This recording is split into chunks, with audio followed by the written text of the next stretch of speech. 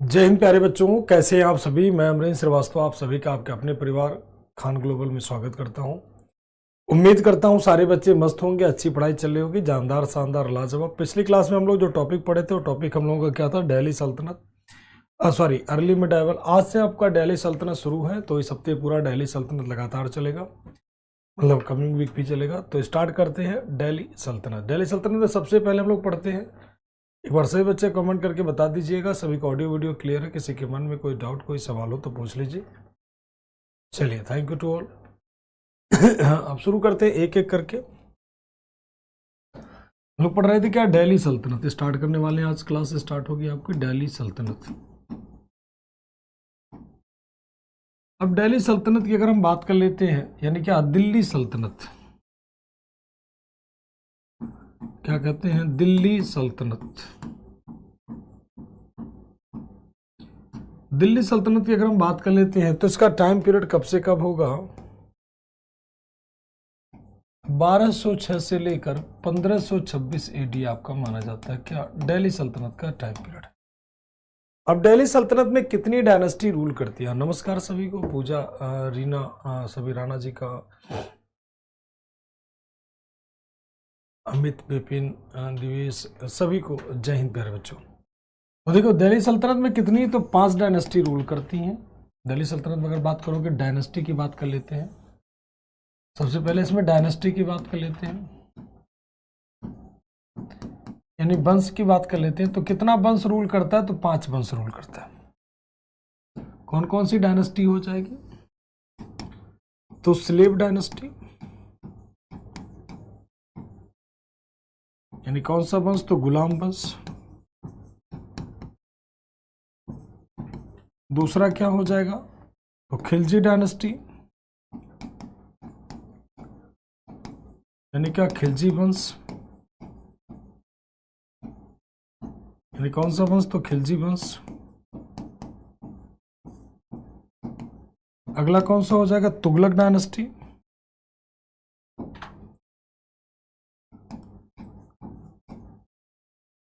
यानी कौन सा वंश, तो तुगलक वंश।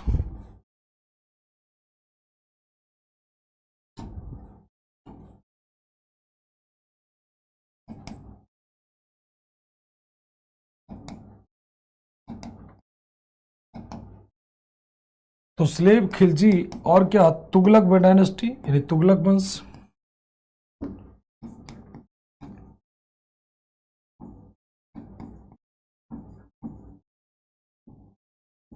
यानी कौन सा वंश, तुगलक वंश। अगला आपका हो जाएगा कौन सी, सैयद डायनेस्टी,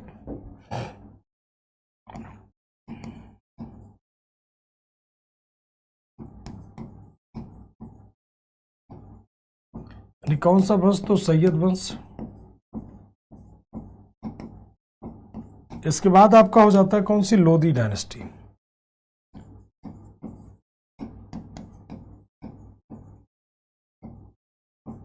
यानी कौन सा वंश हो जाएगा, लोधी वंश। तो ये कुल मिलाकर के कितनी डायनेस्टी हो गई, तो 5 डायनेस्टी हो गई। कुल मिलाकर के कितनी डायनेस्टी, तो 5 डायनेस्टी हो गई। अब इनको याद करने का ट्रिक बहुत पुराना है, देखते हैं सारा ट्रिक वही यूज करते हैं। तो इनको याद कैसे करेंगे, तो ध्यान रखिएगा, इनको याद करने का ट्रिक देख लीजिए, कई सारे ट्रिक है। जैसे एक बहुत पुराना ट्रिक है, गुड़ खा तसला में। एक ट्रिक है क्या, गुड़ खा तसला में, गुड़ खा तसला में। दूसरा ट्रिक है क्या, गुलाब खिले, गुलाब खिले तो सांस लो।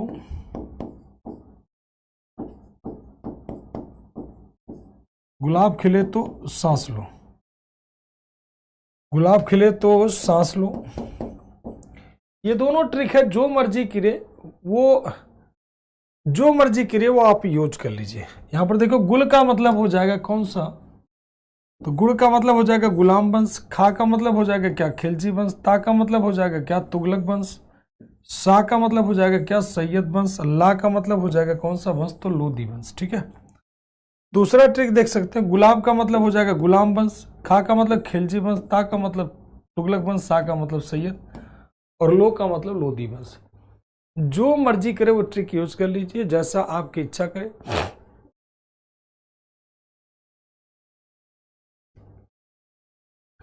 आपको याद होने से मतलब है। ठीक है, तो सबसे पहले स्लेव, खिलजी, तुगलक, सैयद, लोदी, ये कितने डायनेस्टी हो गए, तो 1 2 3 4 and last one is 5, 5 dynasty होगी जिस पे रूल करेंगे। ठीक है, और इसमें सबसे पहले हम लोग बात करते हैं कौन सी, तो स्लेव डायनेस्टी पर। सबसे पहले कौन सी बात करते हैं, स्लेव डायनेस्टी पर, यानी कौन सा, गुलाम वंश। सबसे पहले हम बात करते हैं स्लेव डायनेस्टी,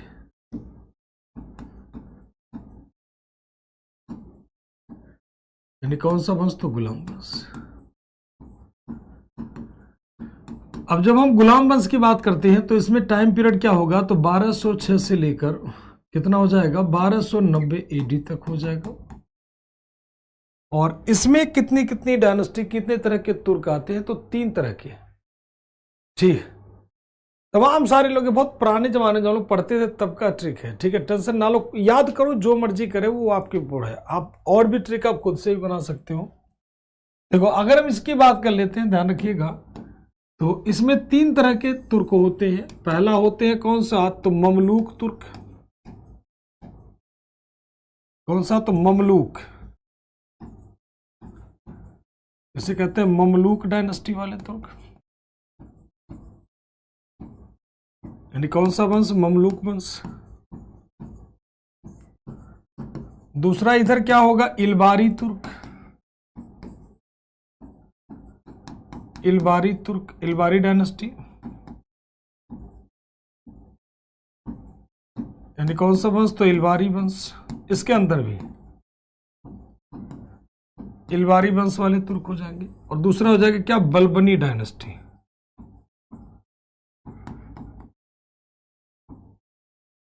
यानी कौन सा, बलबनी डायनेस्टी, यानी कौन सा, तो बलबन वंश, बलबनी वंश। ठीक, अब इसमें जैसे बात करोगे तो इसमें 2 शासक आएंगे। इसमें अगर बात करोगे ममलूक में, तो कुतुबुद्दीन ऐबक से स्टार्ट होगा, कुतुबुद्दीन ऐबक से शुरू होगा, कुतुबुद्दीन ऐबक, और कौन हो जाएगा इसमें, आएगा आराम शाह, आराम शाह। 2 लोग आते हैं ममलूक वंश में, ममलूक तुर्क माने जाते हैं। ठीक है, 2 लोग आते हैं कौन से, तो ममलूक वंश के तुर्क माने जाते हैं। इलबारी तुर्क की अगर हम बात कर ले तो इल्तुतमिश से स्टार्ट कीजिए, इल्तुतमिश इसमें आएगा, इल्तुतमिश से स्टार्ट कीजिए। और कौन आ जाएगा आपका, तो रुकनुद्दीन फिरोज, सॉरी, तो इल्तुतमिश, फिर रुकनुद्दीन फिरोज, फिर रजिया सुल्ताना, फिर मजुद्दीन बैराम शाह, अलाउद्दीन मसूद शाह, नसीरुद्दीन महमूद तक आएगा। नसीरुद्दीन महमूद, ये सारे शासक आएंगे किसमें, तो इलबारी तुर्क में। बलबनी वंश में अगर बात करोगे तो बलबन, आपका यहां पर हो जाएगा बलबन। बलबन के बाद कैकुबाद, बलबन के बाद आएगा कौन, कैकुबाद। देन कौन हो जाएगा, क्यूमर्स,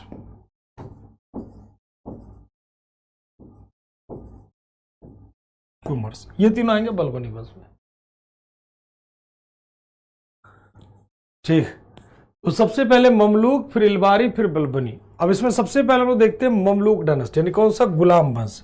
फिर से बता रहा हूं, अगर पूछते इलबारी तुर्क कौन था, तो इल्तुतमिश, इल्तुतमिश के बाद उसका बेटा बैठेगा रुकनुद्दीन फिरोज, रजिया सुल्ताना, मजुद्दीन बहराम शाह, अलाउद्दीन मसूद, सब इलबारी तुर्क होंगे।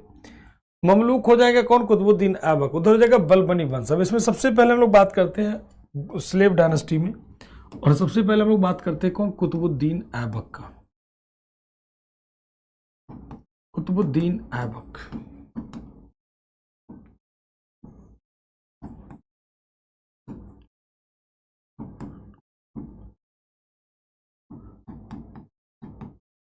कुतुबुद्दीन ऐबक की, कुतुबुद्दीन ऐबक की अगर हम बात कर लेते हैं तो इनका टाइम पीरियड क्या होगा भाई? इनका टाइम पीरियड क्या होगा? इनका टाइटल क्या होगा? इसकी कैपिटल क्या होगी? और इसके बारे में और बातें करेंगे, ठीक है। तो सबसे पहले अगर हम बात कर लेते हैं, इसका टाइम पीरियड कुतुबुद्दीन ऐबक का क्या होगा? 1206 से लेकर 1210 AD। इसका टाइटल क्या होगा? तो मलिक का कौन सा उपाधि होगा? मलिक। और क्या होगा? तो सिपह सालार। और क्या होगा? सिपह सालार। और इसे क्या कहते हैं? लाखा बख्श। लाखा बख्श।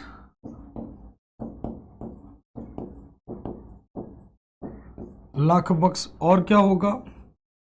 मलिक, सिपह सलार, लाख बख्श। और क्या होगा? कुरान खां।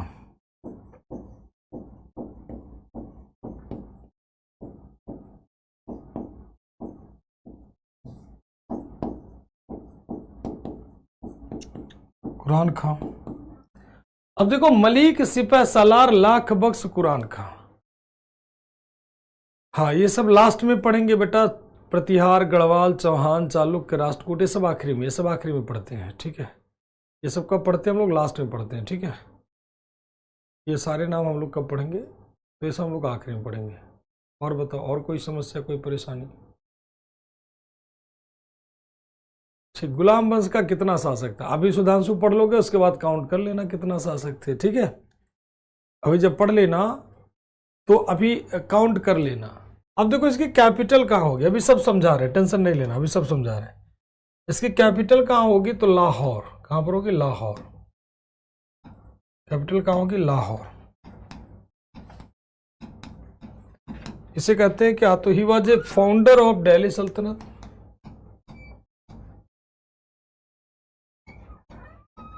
ये क्या था? तो फाउंडर ऑफ दिल्ली सल्तनत एंड स्लेव डायनेस्टी।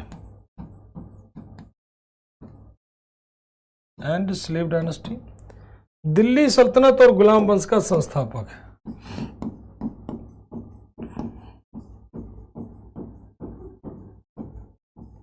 दिल्ली सल्तनत और गुलाम वंश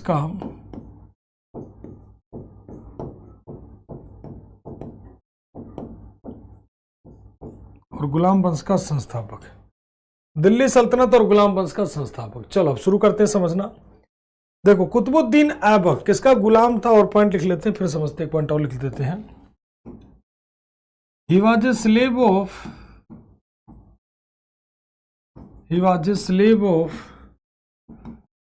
मोहम्मद गोरी।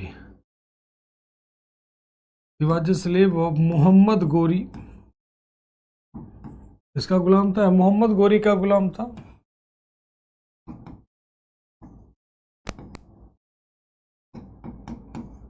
मोहम्मद गोरी का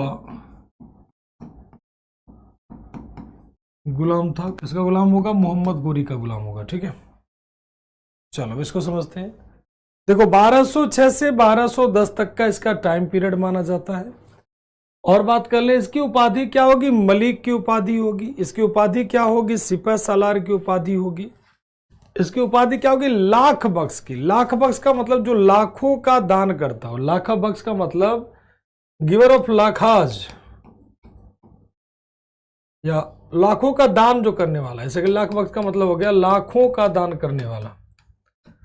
लाखों का दान करने वाला क्या कहलाएगा? लाखों का दान करने वाला लाखा बख्श कहलाता है, ठीक। और बात करें कुरान खां। कुरान खां का मतलब कुरान को सुरीली आवाज में पढ़ने वाला। कुरान खां का मतलब कुरान को पूरे रिदम में पढ़ने वाला, पूरे लय में पढ़ने वाला। ध्यान रखिएगा, ठीक।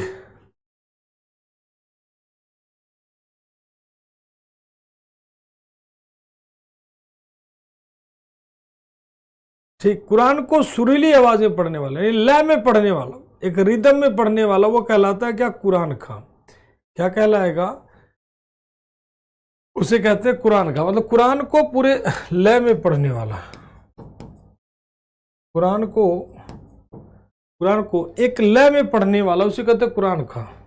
कुरान को पूरे रिदम में जो पढ़ता है उसे कहते हैं कुरान खां। और ये दिल्ली सल्तनत और गुलाम वंश का क्या माना जाए? कुतुबुद्दीन ऐबक फाउंडर माना जाता है। ठीक, किसका गुलाम था? मोहम्मद गोरी का गुलाम था। गोरी के गुलामों की अगर बात कर लें,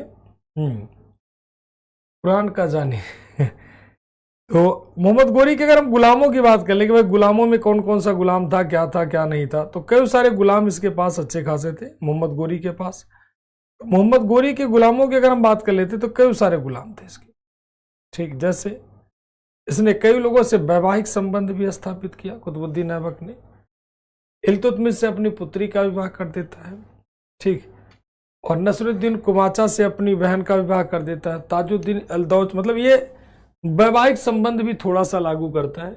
तो अपनी पुत्री का विवाह इल्तुतमिश से करेगा, तो इल्तुतमिश में बात करेंगे उसको। और ये गद्दी पर बैठते भी नया ना, ज्यादा समय तक नहीं, 4 साल तक गद्दी पर बैठा। मोहम्मद गोरी का पावरफुल गुलामों में से था। इसने क्या बनवाया था? एक नाम सुना होगा आपने, कुतुब मीनार। पहले कुव्वतुल इस्लाम मस्जिद बना देते हैं, कुव्वतुल इस्लाम मस्जिद।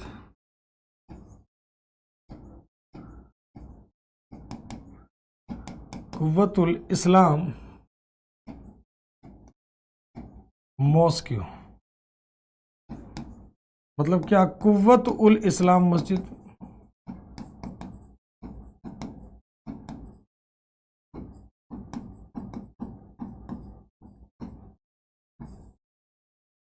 किसके द्वारा बनवाया गया? तो बिल्ट बाई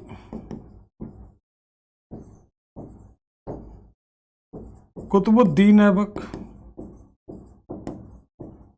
कुतुबुद्दीन ऐबक के द्वारा बनवाया गया। कहां पर है? तो दिल्ली में। किसके द्वारा? कुतुबुद्दीन ऐबक द्वारा बनवाएगा।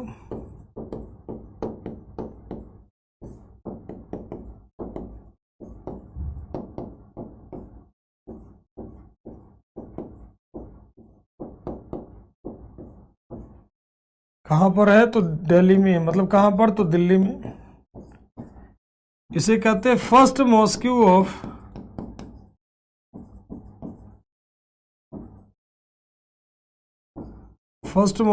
दिल्ली सल्तनत। मतलब क्या? दिल्ली सल्तनत की पहली मस्जिद।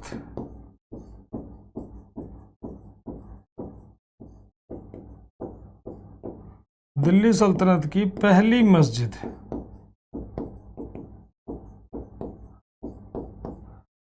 दिल्ली सल्तनत की पहली मस्जिद जो आपकी कहलाती है क्या? कुव्वतुल इस्लाम मस्जिद कहलाती है। दिल्ली सल्तनत की पहली जो मस्जिद कहलाती है वो आपकी क्या कहलाएगी? कुव्वतुल इस्लाम मस्जिद कहलाती है। क्या कहलाती है? कुव्वतुल इस्लाम मस्जिद।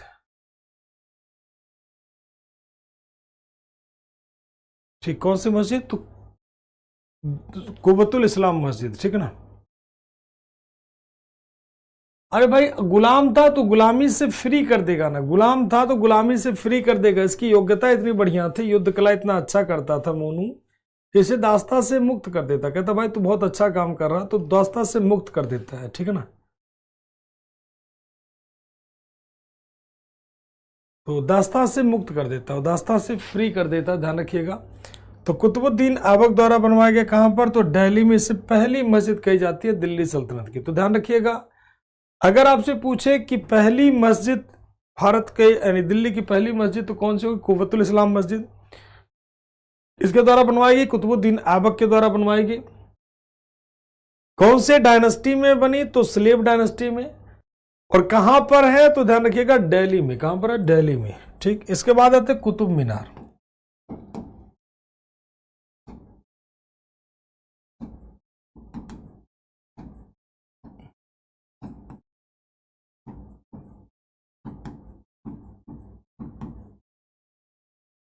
इसके बाद बात कर लेते हैं कौन सा मीनार? कुतुब मीनार। ठीक है, कुतुब मीनार की अगर हम बात कर लेते हैं तो कौन बनवाता है? बिल्ट बाय ऐबक, बिल्ट की जगह स्टार्टिंग कर दीजिए, starting by Akbar, started by Qutubuddin Aibak,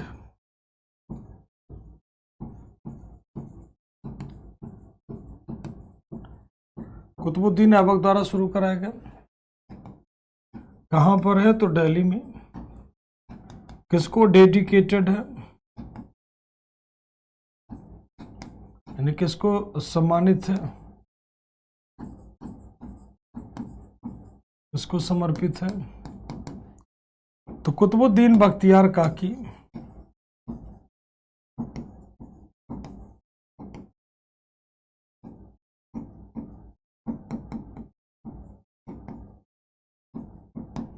इसको समर्पित होगा तो कुतुबुद्दीन बख्तियार काकी।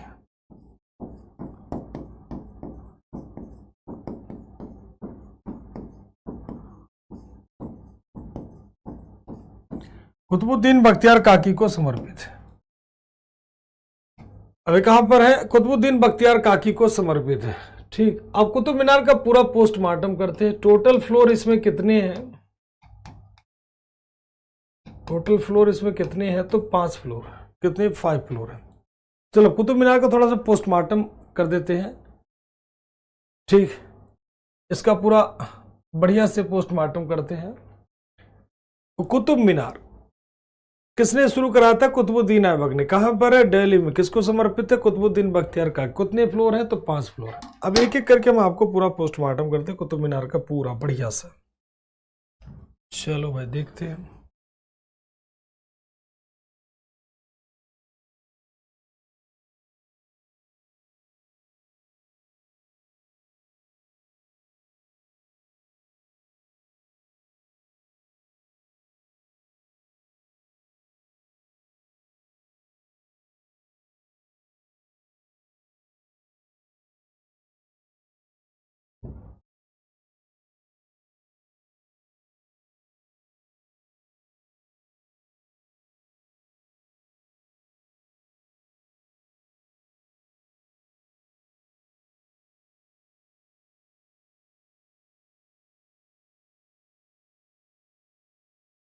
सभी को विजुअल है? एक बार बता दीजिए, सारे लोगों को विजुअल है? ये पूरा अच्छे से दिख रहा है?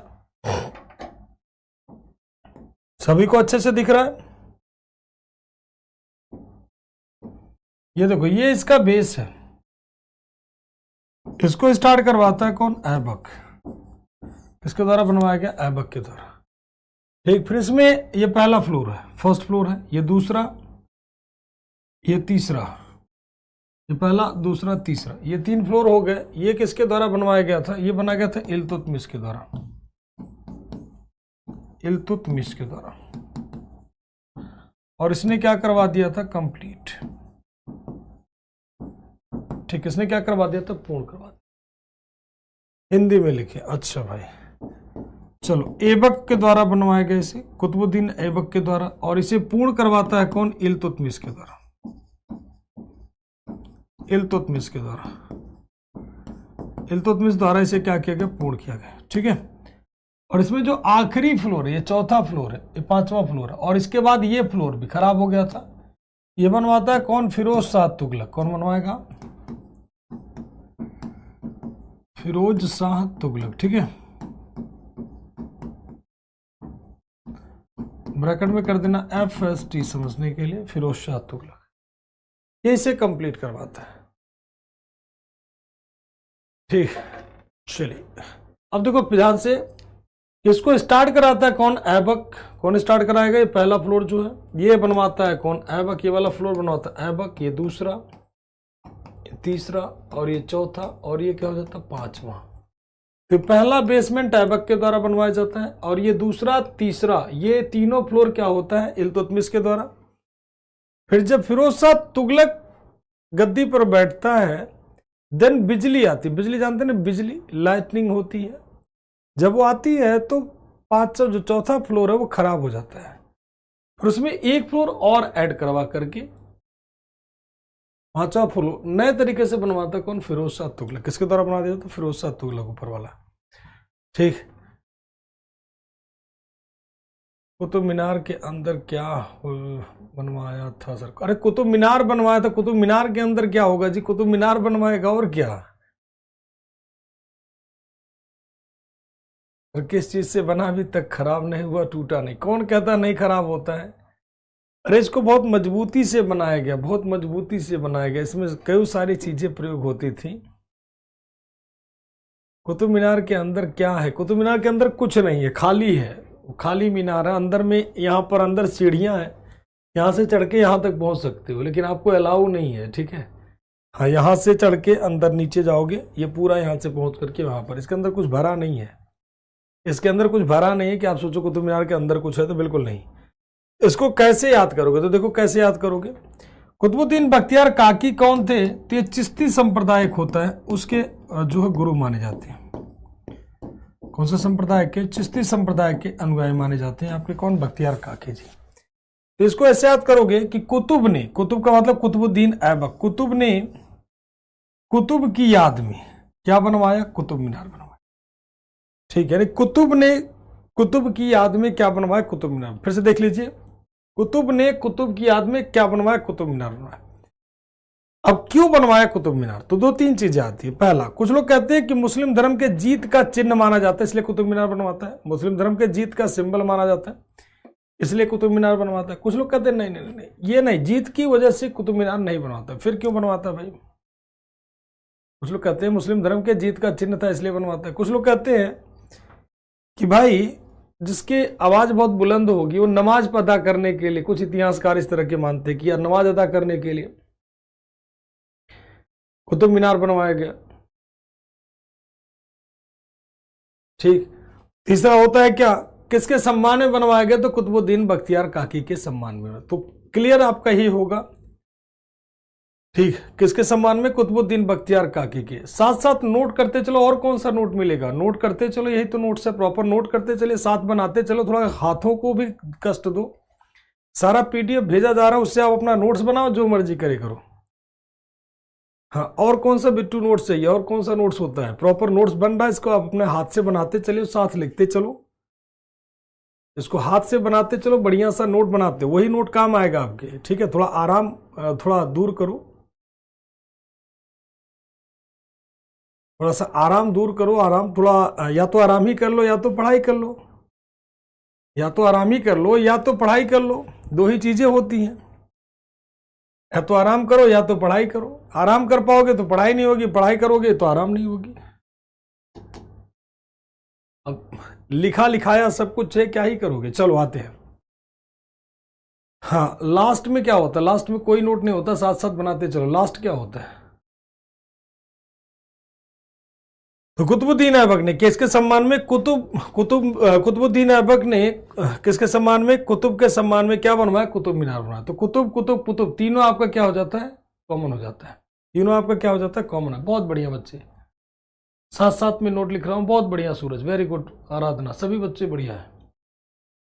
चलिए अब आगे चलते हैं। तो कितने फ्लोर है? Total 5 floor. तो किसके सम्मान में बनवाया? कुतुब। अगर मान लो आधा नाम आता तब क्या करोगे? बख्तियार काकी खाली रहता है, बख्तियार काकी, तब क्या करोगे? फिर मान लीजिए आधा नाम रहता है काकी, तो इसे याद कर लो, कुतुब ने अपने काकी की याद में, काकी का मतलब गांव में क्या कहते हैं? चाची कहते हैं। तो कुतुब ने अपने काकी की याद में क्या बनवाया? कुतुब मीनार बनवाया। कैसे भी करके याद होना चाहिए, मुद्दा इस बात का है, ठीक है। मुद्दा इस बात का कैसे भी करके याद होना। टोटल 5 फ्लोर है, ध्यान रखिएगा। तो इसने कुतुब मीनार के निर्माण को स्टार्ट करवाया था। तो ये 5 फ्लोर है कुतुब मीनार में, किसके द्वारा? कुतुबुद्दीन ऐबक के द्वारा बनवाया गया। और बात करें और क्या बनवाता महोदय जी? 2.5 दिन का झोपड़ा, दिन का झोपड़ा।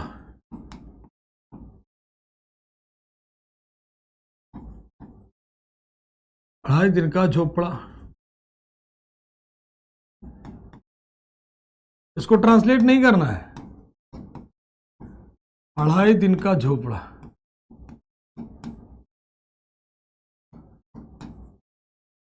2.5 दिन का झोपड़ा।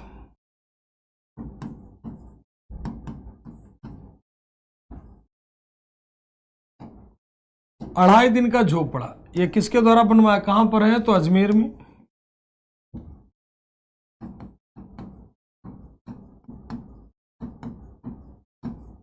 कहां पर है? अजमेर में। इसके द्वारा बनवाया गया, तो बिल्ट बाई किसके द्वारा? कुतुबुद्दीन ऐबक।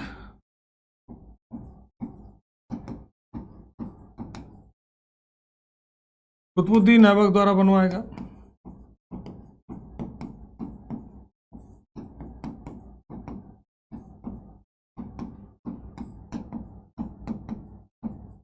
कुतुबुद्दीन ऐबक द्वारा निर्मित है। ये क्या था? तो it was an old Saraswati temple.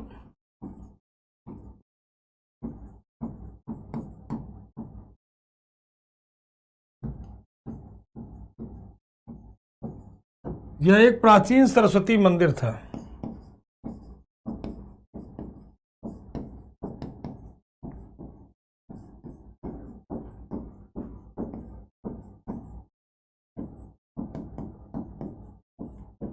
यह एक प्राचीन सरस्वती मंदिर था। कौन सा मंदिर था? यह एक प्राचीन सरस्वती मंदिर था। और इसको तोड़ करके क्या बनवाया गया? एक प्राचीन सरस्वती मंदिर था, इसे तोड़ करके मस्जिद बनवाया गया। इसे तोड़कर क्या बनवा दिया गया? तोड़कर मस्जिद का निर्माण, तोड़कर मस्जिद का निर्माण कराया गया। तोड़ करके क्या बनाया गया? मस्जिद का निर्माण कराया गया। ठीक है। अब कुछ लोग कहते हैं कि ये 2.5 दिन में बना था, कुछ इतिहासकार कहते हैं, कुछ इतिहासकार कहते हैं नहीं नहीं नहीं, 2.5 दिन में तो कोई मंदिर बन ही नहीं पाएगा, कोई मस्जिद नहीं बन पाएगा, 2.5 साल में बना होगा। कुछ लोग 2.5 दिन कहते हैं, कुछ लोग 2.5 साल, कुछ लोग 2.5 महीने। ठीक है, अलग अलग टाइम दिया जाता है। कुछ लोग 2.5 साल कहते हैं, कुछ लोग 2.5 दिन, कुछ लोग 2.5 मंथ। तो इस तरह के विचारधारा आते हैं कि कुतुब मीनार कितने दिनों में 2.5 दिन का झोपड़ा बना है। तो 2.5 दिन या तो 2.5 साल या तो 2.5 महीने। तो ये तय कर पाना बड़ा मुश्किल होता है कि कब बना था। 2.5 दिन कुछ इतिहासकार कहते हैं, कुछ लोग 2.5 साल कहते हैं। तो 2.5 दिन कहना थोड़ा ठीक होगा।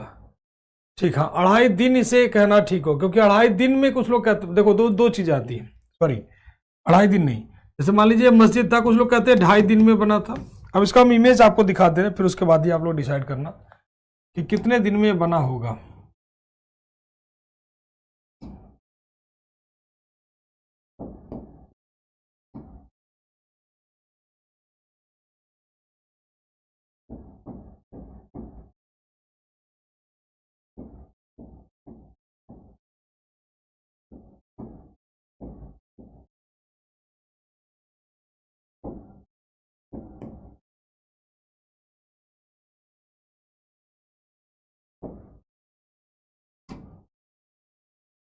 ये देखो, ये है 2.5 दिन का झोपड़ा। अब आप खुद अनुमान लगा लो कि 2.5 दिन में बना पाना क्या पॉसिबल है?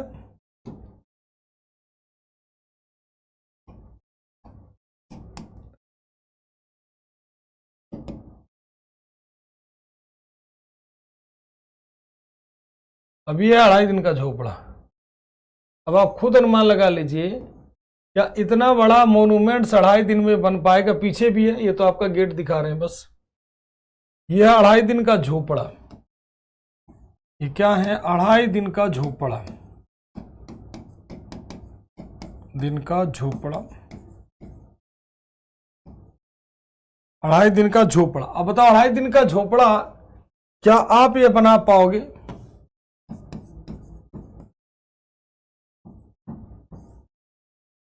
तो कुछ लोग कहते हैं 2.5 दिन में, तो 2.5 दिन में तो संभव है नहीं। तो 3 विचार आता है, तो 2.5 दिन, या तो 2.5 साल, 2.5 महीने, या तो 2.5 साल। तो देखो 2.5 साल थोड़ा सा ज्यादा हो जा रहा है, 2.5 महीने कम हो जा रहा है। तो एक एवरेज लिया जाए तो 2.5 महीने। हाँ, नाम दिया है 2.5 दिन दिया है, तो 2.5 दिन का झोपड़ा, तो 2.5 दिन में तो पॉसिबल है नहीं। यस सर, क्योंकि इम्पॉसिबल कुछ, हाँ बिल्कुल बिल्कुल। ये देखो दिक्कत ये है ना कि मुद्दा इस बात का कि हम लोग उस टाइम के हिसाब से सोच रहे हैं, उस टाइम के हिसाब से सोच रहे हैं बेटा, उस समय के हिसाब से जोड़ो ना। उस समय, अभी समय की बात नहीं, अभी तो बहुत कुछ पॉसिबल है, लेकिन एक बिल्डिंग को थोड़ा सूखने उखने के लिए टाइम होना चाहिए ना। अगर आप घर बनवा रहे हो तो पहले घर बनवाओगे तो दीवार ऐसा थोड़ी 1 साल पूरा दीवार के लोग खड़ा कर दो। 2.5 दिन में तो पिलर विलर सब गिर जाएगा घर, वो रुकेगा थोड़ी भाई। उसको पहले पैट बनाओगे, उसे सूखने का टाइम दोगे, सब कुछ करोगे, तब तो बनता है। एक छत लगवाते हो, देखो कितना दिन लगता है। ऐसे थोड़ा होता है कि एक दिन में बना दो। सर मंदिर को तोड़ने की इनकी परंपरा था? नहीं, ऐसा कुछ नहीं था। कोई मंदिर मंदिर जैसे बुत सिकन कहा जाता था, तो उनके लिए कोई बहुत बड़ी बात नहीं थी। ठीक। कौन देगा? वही देगा, और कौन देगा? इतिहासकारों ने ही दिया था, इतिहासकारों के द्वारा दिया गया नाम था 2.5 दिन का झोपड़ा। ठीक, कितना दिन का झोपड़ा हो जाएगा? 2.5 दिन का झोपड़ा।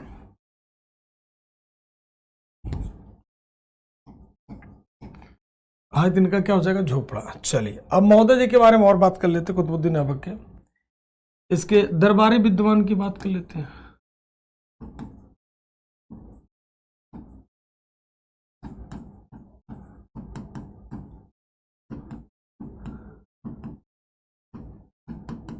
इसके दरबारी विद्वान की बात कर लें तो हसन उन निजामी। दरबारी विद्वान कौन हो जाएगा? हसन उन निजामी।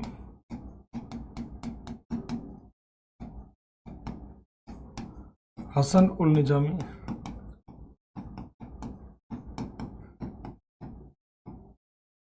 और इनकी बुक क्या होगी? ताजुल मासिर।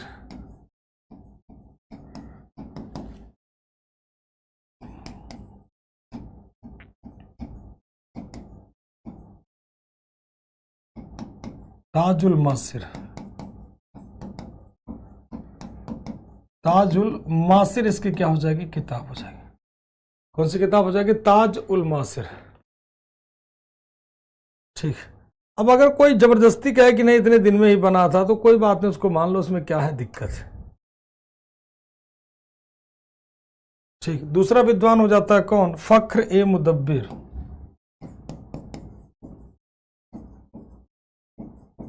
फख्र ए मुदब्बिर।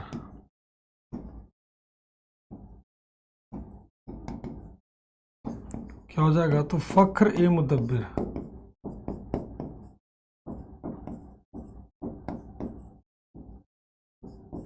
फख्र ए मुदब्बिर। इसकी बुक क्या हो जाएगी? फख्र ए मुदब्बिर की किताब क्या हो जाएगी? तो फख्र ए मुदब्बिर के आदाब उल हर्ब। आदाब उल हर्ब इसकी किताब हो जाएगी, ध्यान रखिएगा। आदाब उल हर्ब।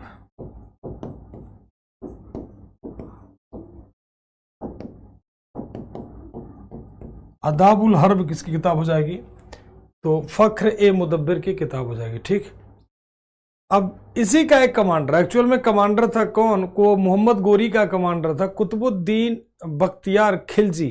काकी जो है इसके रिलीजियस टीचर थे, काकी इसके धार्मिक गुरु थे, और काकी इसके धार्मिक गुरु थे। ठीक है। और इसका जो कमांडर था, मतलब कुतुबुद्दीन ऐबक का कमांडर कौन था? कुतुबुद्दीन बख्तियार खिलजी। हालांकि वो प्रॉपर मोहम्मद गोरी का माना जाता है। और इसने कौन सी यूनिवर्सिटी तोड़ी थी? तो नालंदा यूनिवर्सिटी। नालंदा यूनिवर्सिटी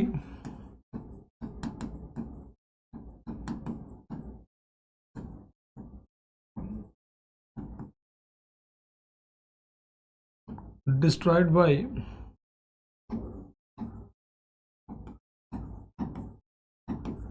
कुतुबुद्दीन बख्तियार खिलजी।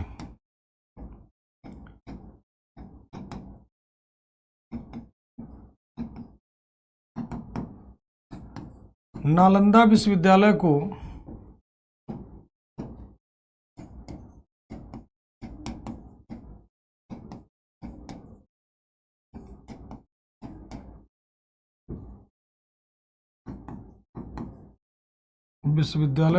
कुतुबुद्दीन बख्तियार खिलजी ने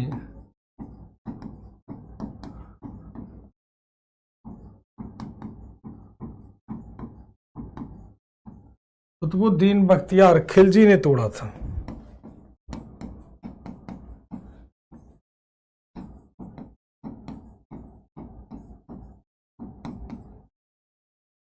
नालंदा विश्वविद्यालय को किसका दरबारी विद्वान? किसको पढ़ रहे हो बताओ फटाफट जल्दी से।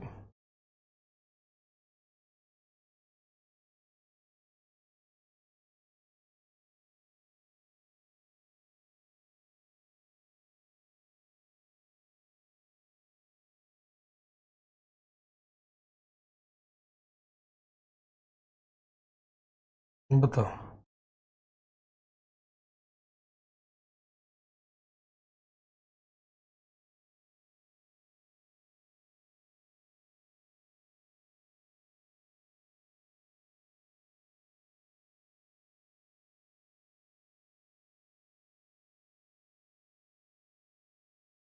चले, किसका कमांडर होगा, किसका? तो कुतुबुद्दीन ऐबक का डेफिनेटली। नालंदा यूनिवर्सिटी किसने बनाई थी? नालंदा यूनिवर्सिटी किसने बनाई थी भाई, बताओ फटाफट जल्दी से बताएं। नालंदा यूनिवर्सिटी किसने बनाई थी?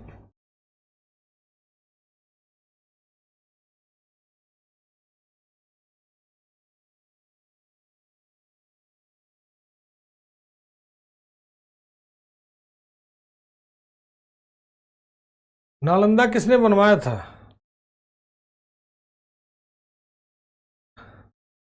कुमार गुप्ता ने, कुमार गुप्ता ने, कुमार गुप्ता ने। बहुत बढ़िया, अति उत्तम। अब नालंदा यूनिवर्सिटी क्यों तोड़ता है, मुद्दा इस बात का आता है। तो उसके पीछे कई सारे रीजंस माने जाते हैं। कुछ लोग कहते हैं दवा वाला एक कहानी बड़ा पॉपुलर है, कुछ लोग कहते हैं वो समझता है कोई किला वगैरह है, और कुछ लोग कहते हैं कि वो लोग नहीं चाहते थे कि भारतीय ग्रंथ आगे बढ़े। मतलब दुनिया भर की कहानियां फेमस है। बहुत बढ़िया आंसर प्रतिभा, बहुत बढ़िया प्रिंस, सूरज, जयप्रकाश, बहुत बढ़िया पंकज, आराधना, वेरी गुड बच्चे, पूजा, विशाल, सभी का आंसर बहुत बढ़िया। कुमार गुप्ता, ऋषिता, वेरी गुड, विपिन, अमित, बहुत बढ़िया, नालिनी, पंकज, आशुतोष, देवेश, पूनम, पूजा चौहान, बहुत बढ़िया, सभी के आंसर बहुत बढ़िया। राहुल, मैं नालंदा से हूँ, अच्छी बात है बेटा। गोविंद, हाँ उसमें आग लगा दी गई थी, पूरा तहस नहस हो गया था, कुछ बचा नहीं था। और बात कर लेते हैं। कुतुबुद्दीन ऐबक ने भारत में पोलो की स्टार्टिंग कराई थी, ठीक। Qutubuddin Aibak started polo in India. Qutubuddin Aibak ने भारत में पोलो की शुरुआत कराई थी। कुतुबुद्दीन ऐबक ने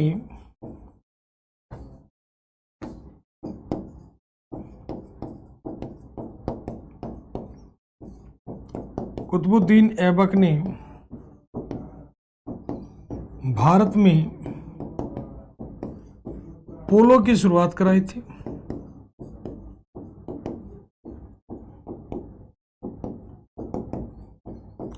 बड़ा देर जिंदा रह लिया, इनको मार देते हैं।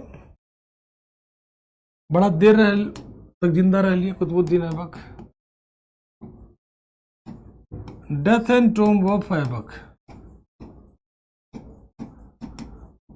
ऐबक का मृत्यु और मकबरा।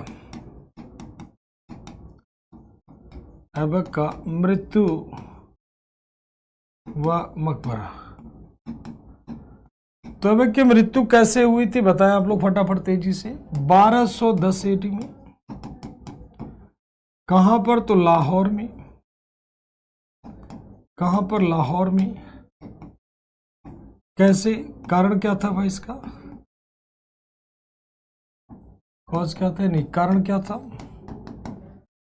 तो पोलो खेलते समय घोड़े से गिरने के कारण। पोलो खेलते समय घोड़े से गिरने के कारण, ठीक। तो जब ये पोलो खेल रहा था, पोलो खेलते समय डाइड प्लेइंग ऑफ चौगान, बहुत बढ़िया। पोलो खेलते समय घोड़े से गिरने के कारण, ठीक है। जब ये पोलो खेल रहा था,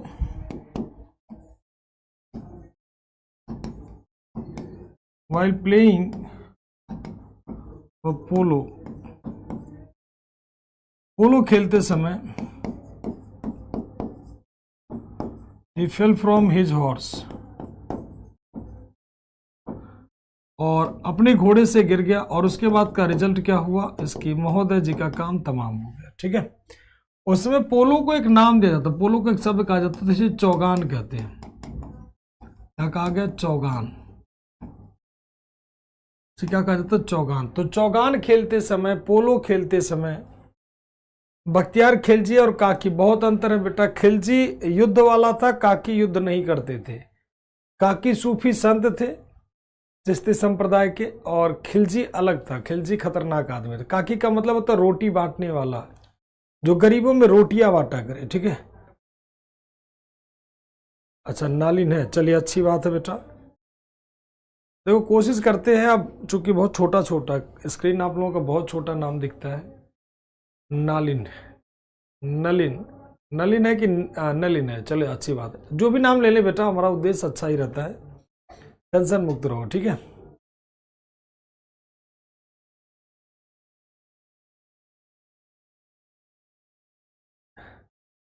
ठीक, तो महोदय जी का भी कहानी क्या हो गया, खत्म। अब इसके बाद आता है कौन, एक व्यक्ति आराम सा, एक छोटा सा शासक आता है आराम सा, थोड़ी देर के लिए बनता है और उसकी भी कहानी क्या हो जाती है, खत्म। आराम सा कौन हो जाएगा, आराम सा। आराम सा आगे टाइम पीरियड की अगर हम बात कर लेते हैं,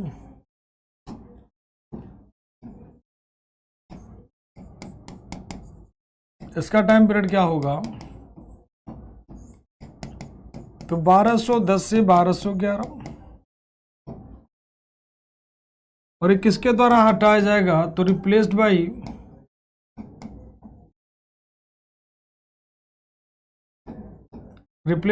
इल्तुतमिश। इसके द्वारा, इल्तुतमिश के द्वारा हटाया जाएगा।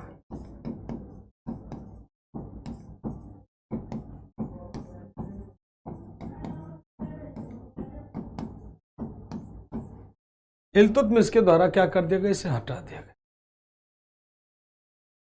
टूम बने, तो वही तो दोनों वही मतलब भाई, फील्ड में गिरेगा लाहौर में ही दफना दे, जहां मरेगा वहीं दफनाया जाता है, ठीक है। मतलब मर गया उसके बाद में कुछ दूरी के बाद वहीं लाहौर में दफना देगा, और क्या अगर कहीं और दफनाया जाएगा तो और लिखा जाएगा, ठीक।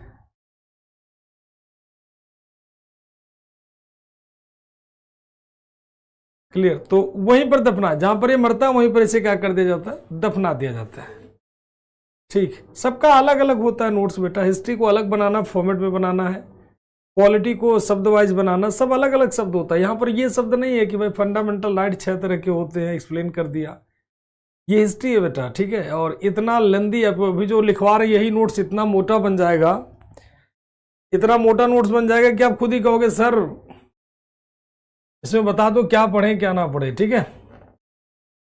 आनंद क्यों युद्ध कराने के पीछे परेशान हो, युद्ध से ज्यादा रुचि नहीं थी इसको, बहुत ज्यादा, ठीक है, बहुत ज्यादा कला नहीं थी। ये पृथ्वीराज चौहान से सेकंड बैटल ऑफ तराइन में पृथ्वीराज चौहान के अगेंस्ट था, जब कुतुबुद्दीन मोहम्मद गोरी आता है उसके साथ आता है, जितनी मोहम्मद गोरी ने, उसके बाद सेपरेट कोई बहुत बड़ा बैटल नहीं करता है, ठीक। सबका अपना अपना पढ़ाने का फॉर्मेट होता है, कई तरह के फॉर्मेट होते हैं। मैंने बोला ना हिस्ट्री को 6 से 7, 7 से 8 फॉर्मेट में पढ़ाते हैं, तो अलग अलग फॉर्मेट पढ़ाते हैं, जहां जो मर्जी करता फॉर्मेट उठा लेते हैं, जो दिमाग में एट ए टाइम क्लिक किया और लगा इससे बच्चा ज़्यादा समझ जाएगा तो वो उठाया जाता है, ठीक है। चलिए, किसी टीचर का हम कॉपी नहीं करते, हम अपने हिसाब से पढ़ाते हैं। देखो सानू का आंसर आ गया, सर कब तक कंप्लीट हो जाएगा, थोड़ा पढ़ लो बेटा, जनवरी मान के चलो, मिड जैन, ठीक है, मिड जैन मान के चलो खत्म हो जाएगा।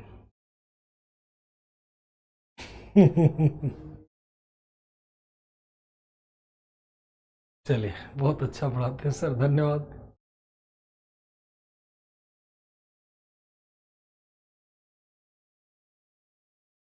क्या करें, अब देखो, अब इसी को अगर हम लिखते हैं कि आराम सा 1210 में गद्दी पर, 1210 से 1211 के बीच गद्दी पर बैठा, आराम सा एक बढ़िया शासक नहीं था, आराम सा बेकार आदमी था। अब उसी बात को घुमा घुमा के करते रहे तो आधा घंटा तो आराम सा में निकल गया, और आराम ही करते रह गए हम लोग।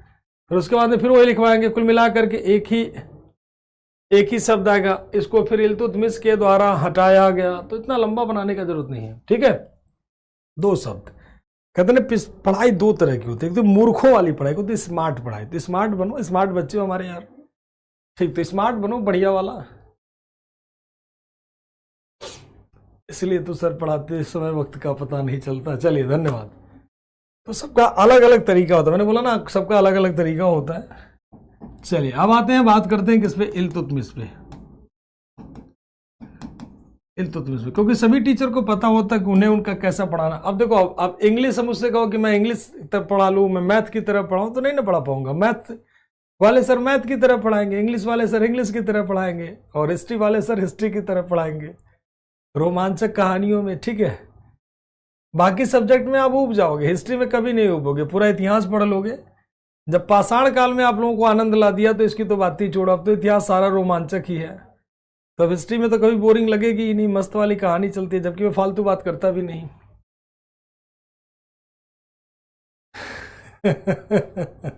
चलिए, धन्यवाद आप लोगों का। आराम शाह कुछ नहीं था। कुतुबुद्दीन ऐबक के बाद कई सारे लोग कहते हैं आराम शाह कुतुबुद्दीन ऐबक का बेटा था, लेकिन ऐसा बहुत सारे इतिहासकार कहते हैं उसका बेटा नहीं था।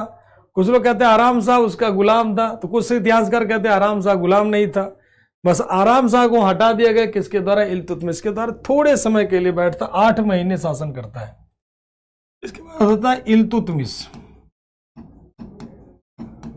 अब इल्तुतमिश की अगर हम बात कर लेते हैं तो इसका टाइम पीरियड कब से कब होगा?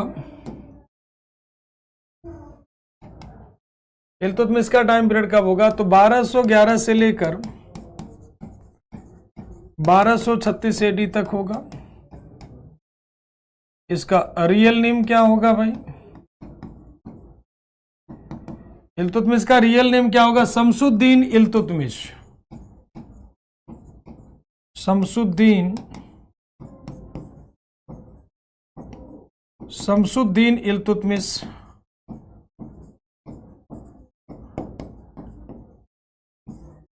शमसुद्दीन इल्तुतमिश। शमसुद्दीन इल्तुतमिश, ठीक है। इसकी कैपिटल कहां पर होगी?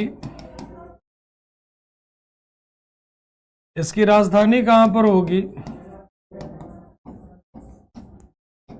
इसकी राजधानी होगी कहां पर? तो राजधानी कहां पर? दिल्ली। दिल्ली यानी कहां पर होगी? तो दिल्ली इसकी राजधानी कहां पर होगी? तो दिल्ली इसकी राजधानी होगी। कैपिटल कहां पर होगी प्यारे बच्चों? तो दिल्ली। इल्तुतमिश को कहते हैं क्या? रियल फाउंडर ऑफ दिल्ली सल्तनत and sleeve dynasty. He was a real founder of Delhi सल्तनत, दिल्ली सल्तनत and slave dynasty.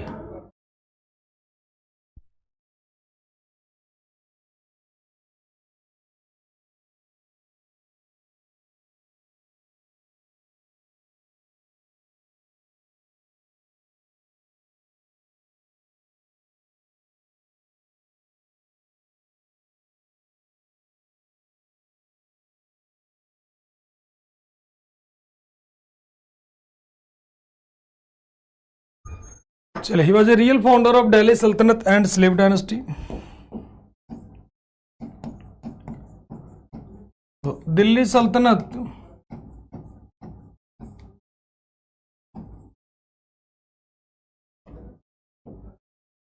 And slave dynasty,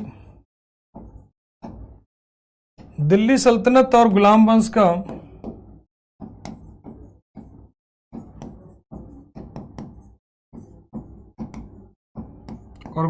का वास्तविक संस्थापक,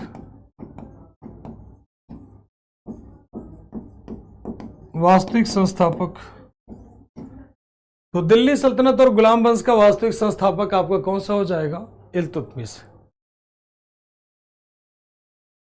तो ये हो जाता है आपका कहां तक? तो इल्तुतमिश की बातें कर लेते हैं।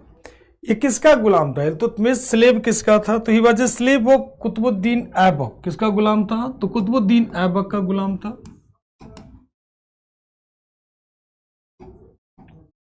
ही was a slave and son in law, उसी का दामाद और उसी का भतीजा था। He was a slave and son in law of Qutubuddin Aibak. Qutubuddin Aibak का दामाद और भतीजा था।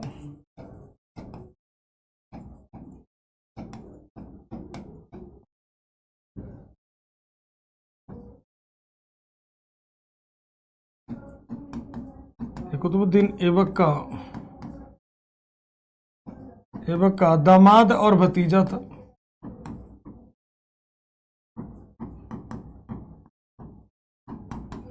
ये कुतुबुद्दीन ऐबक का दामाद और भतीजा था, उसी का दामाद था और उसी का भतीजा था। एनडीए का फॉर्म आ जाएगा बेटा, एनडीए सीडीएस दोनों एक ही दिन आता है फॉर्म मोस्टली। ठीक, हाँ 21 दिसंबर का डेट है, 21 दिसंबर या 20 दिसंबर है, उसका डेट देख लीजिएगा कितने तारीख को आएगा। नोटिफिकेशन का डेट तो पहले ही आ जाता, कैलेंडर पहले ही आ जाता है आप लोगों का, तो आप लोगों को एग्जाम के लिए घबराना नहीं है। चलिए अब इस महोदय जी के बारे में पोस्टमार्टम है, 21 दिसंबर को आएगा, हाँ 21 दिसंबर। ठीक, स्लेव मीन्स गुलाम होता है बेटा, स्लेव मीन्स गुलाम होता है, हिंदी में नहीं लिखा, लिख तो दिया। ठीक, दिल्ली सल्तनत और गुलाम वंश का वास्तविक, स्लेव का मतलब गुलाम होता है, गुलाम वंश का संस्थापक था।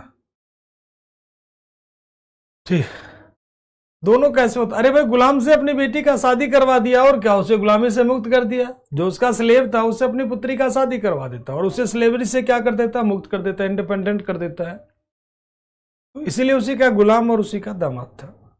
ठीक, उसी का स्लेव और सन इन लॉ, नेफ्यू नहीं, नेफ्यू नहीं, हाँ भतीजा नहीं, भतीजा। ठीक, ध्यान से देखो क्या लिखा है, क्या लिखा, अच्छा अच्छा अच्छा अच्छा, यहाँ पर ओ माय गॉड, ये कह रहा हूँ, अच्छा अच्छा अच्छा अच्छा, दामाद और गुलाम था, okay okay okay okay okay. अब ठीक है, अलाउद्दीन खिलजी में खो गए थे पढ़ाते पढ़ाते, कभी कभी हो जाता है ना। यूपीएससी लेवल का पढ़ा रहे, तो यूपीएससी आप लोग का एग्जाम लेते तो उसी लेवल का पढ़ोगे ना। हाँ हो जाता है, कभी कभी फ्लो होता है ना, बाजीराव की रफ्तार चलती है हिंदी में, कभी कभी ट्रांसलेशन में ध्यान कहीं और हो जाता है। अब ठीक है ना, दामाद और भतीजा, अब ठीक है। चलिए, तो दामाद और भतीजा जो था वो कौन था, दामाद और भतीजा जो है अलाउद्दीन खिलजी था, किसका, जलालुद्दीन खिलजी का, उसी का दामाद और उसी का भतीजा था।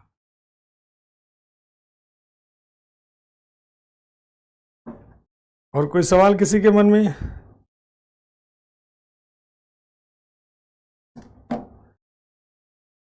चलिए, कोई सवाल किसी के मन में?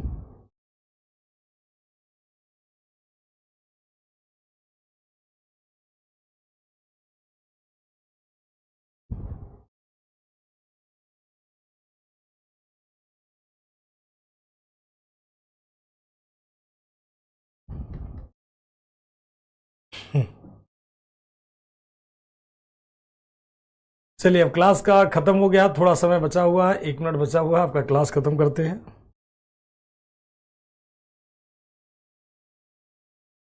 कोई भी डाउट हो तो पूछ लीजिए आप लोग।